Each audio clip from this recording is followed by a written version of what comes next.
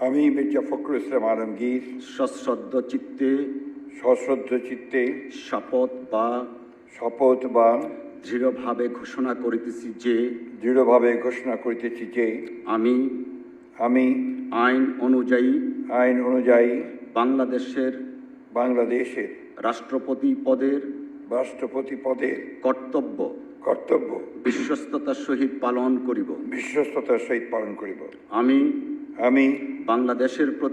বাংলাদেশের প্রতি অকৃত্রিম বিশ্বাস ও আনুগত্য পোষণ করিব। আমি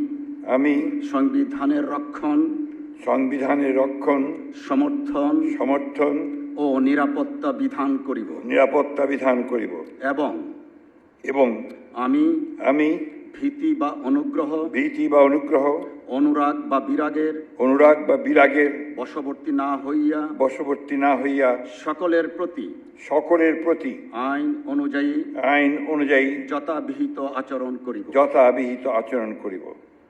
ধন্যবাদ।